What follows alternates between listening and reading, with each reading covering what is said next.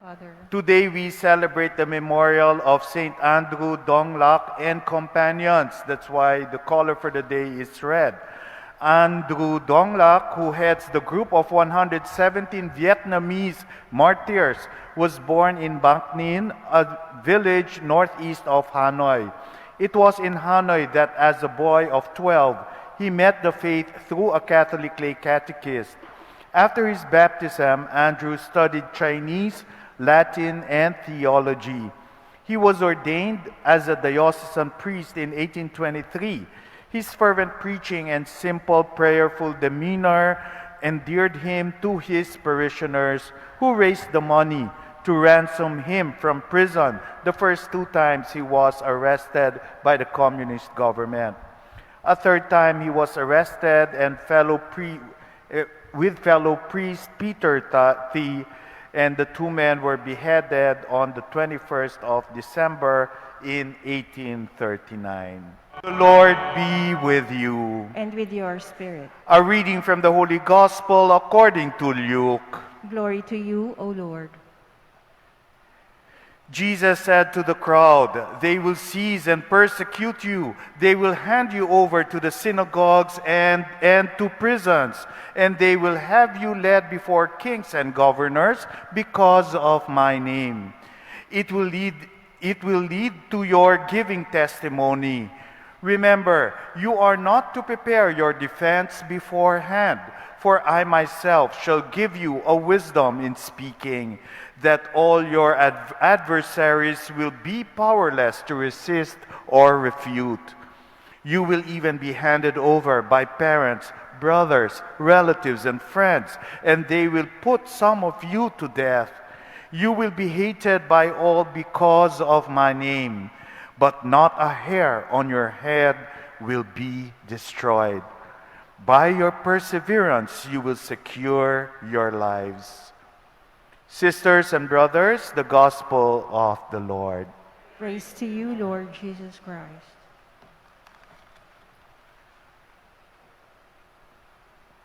In psychology, a person who has what we call the martyr complex, also known as the victim complex, desires the feeling of being a martyr for their own sake, seeking out suffering or persecution because it either feeds a physical need or a desire to avoid responsibility.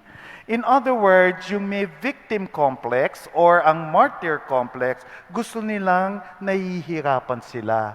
Pag hindi sila nahihirapan, they are not at ease, and therefore they look for other ways so that they will be suffering. And sometimes they want to suffer because pag meron silang kasalanan, hindi mo sila masisisi. Sasabihin, hirap na ako, gaganon mo pa ako, hirap na nga ako, dudurugin mo pa ako. These are people who suffer from the victim complex. And a person with the victim mentality usually feels personally victimized by anything that goes wrong. Basta mali, feeling nila, mali nila kahit wala silang koneksyon sa kamalian. They always think that people think that it is their fault, no? Ako na naman. Pero wala ka naman sinasabi sa kanya. Pero sinasabi niya, okay na, mali ka na, palagi naman ganyan.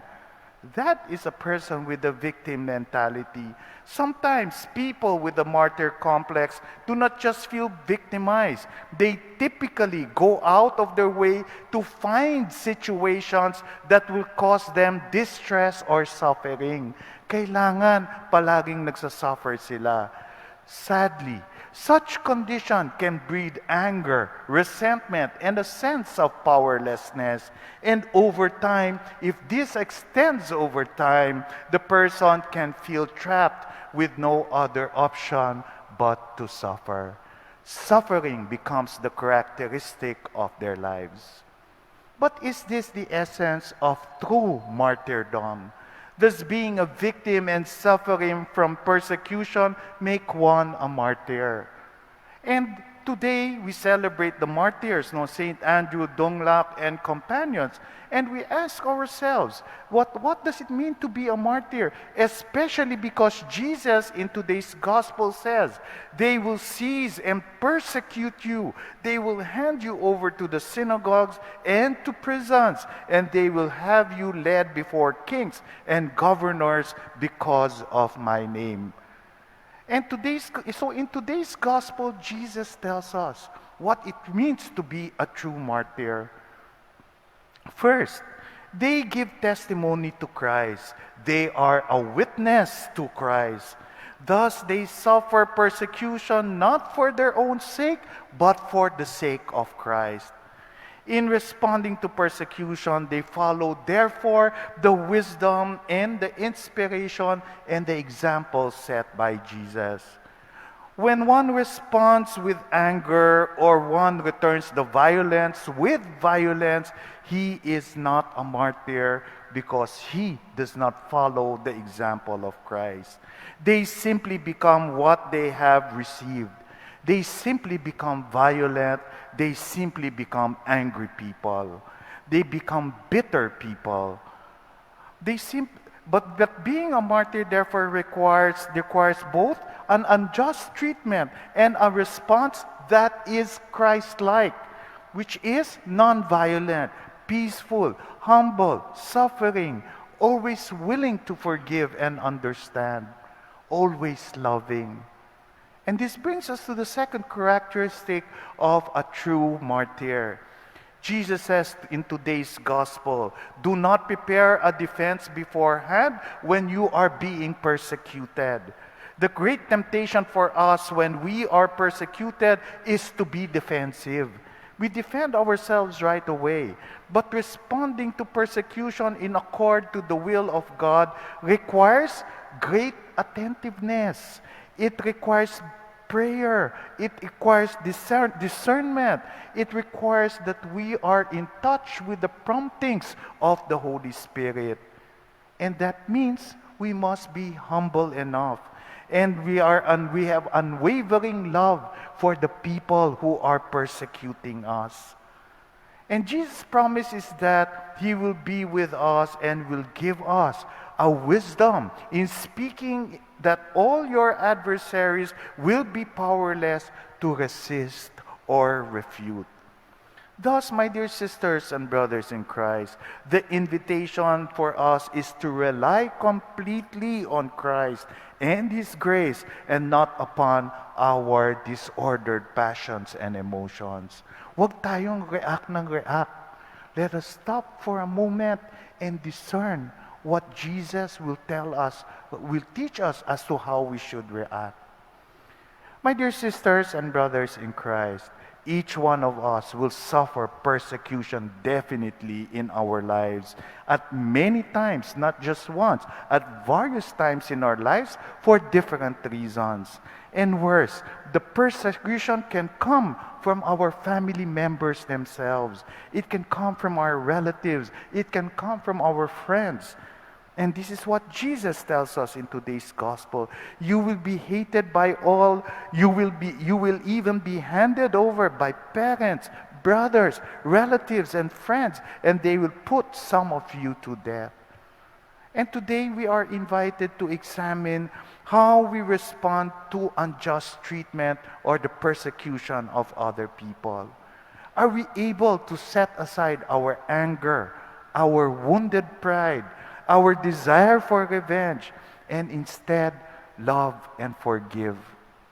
Are we able to keep our gaze fixed on Jesus and His example, and be humble enough to share in the persecution, the ridicule, and the sufferings of Jesus through our own persecutions?